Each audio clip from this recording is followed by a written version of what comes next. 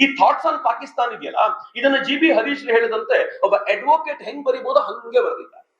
ನಾನು ಸುಮ್ಮನೆ ನಿಮ್ಗೆ ಎಕ್ಸ್ಪ್ಲೈನ್ ಮಾಡ್ತೀನಿ. ಥಾಟ್ಸ್ ಆನ್ ಪಾಕಿಸ್ತಾನ್ ನಲ್ಲಿ ಮೊದಲ ಅಧ್ಯಾಯಗಳು ಏನ್ ಹೇಳ್ತವೆ ಅಂತಂದ್ರೆ, ಪಾಕಿಸ್ತಾನದ ಕುರಿತಂತೆ ಮುಸಲ್ಮಾನರ ಐಡಿಯಾ ಏನು, ಪಾಕಿಸ್ತಾನದ ಕುರಿತಂತೆ ಹಿಂದೂಗಳ ಐಡಿಯಾ ಏನು. ನೀವೊಂದು ಪ್ರಬಂಧ ಬರಿಬೇಕಾದ್ರೆ ಮೊದಲು ವಿಷಯದ ಆರಂಭ, ಆಮೇಲೆ ವಿಷಯ, ಕೊನೆಗೆ ವಿಷಯದ ಕನ್ಕ್ಲೂಷನ್ ಅಂತ ಸುಂದರವಾಗಿ ಬರೀತಿರಲ್ಲ. ಈ ಪುಸ್ತಕ ಹಂಗೆ ಇರೋದು, ಬಹಳ ಅದ್ಭುತವಾಗಿದೆ. ಮೊದಲು ಅವರ ಉದ್ದೇಶ ಏನು, ಇವ್ರ ಉದ್ದೇಶ ಏನು, ಆಮೇಲೆ ಎರಡನೇ ಪಾರ್ಟಿ ಏನ್ ಗೊತ್ತಾ, ಪಾಕಿಸ್ತಾನಕ್ಕೆ ಆಲ್ಟರ್ನೇಟಿವ್ ಹಿಂದೂಗಳು ಏನ್ ಕೊಡ್ತಾರೆ, ಪಾಕಿಸ್ತಾನಕ್ಕೆ ಆಲ್ಟರ್ನೇಟಿವ್ ಮುಸ್ಲಿಮರದ್ದು ಏನಿದೆ ಅವುಗಳನ್ನ ಡೀಟೇಲ್ ಆಗಿ ಬ್ರೀಫ್ ಮಾಡ್ತಾರೆ. ಅದಕ್ಕೆ ಬೇಕಾಗಿರುವಷ್ಟು ಎಲ್ಲ ವಿವರಣೆಗಳನ್ನ ತುಂಬುತ್ತಾ ಹೋಗ್ತಾರೆ.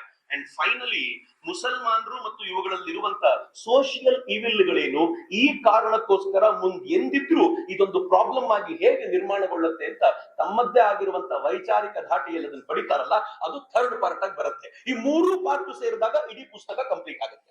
ನಾನು ಮೊದಲ ಎರಡು ಪಾರ್ಟ್ಗಳ ಬಗ್ಗೆ ತುಂಬಾ ಮಾತನಾಡ್ಲಿಕ್ಕೆ ಹೋಗೋದಿಲ್ಲ, ಆದ್ರೆ ಈಗ ಇದರ ಚರ್ಚೆ ಅವಶ್ಯಕತೆ ಏನು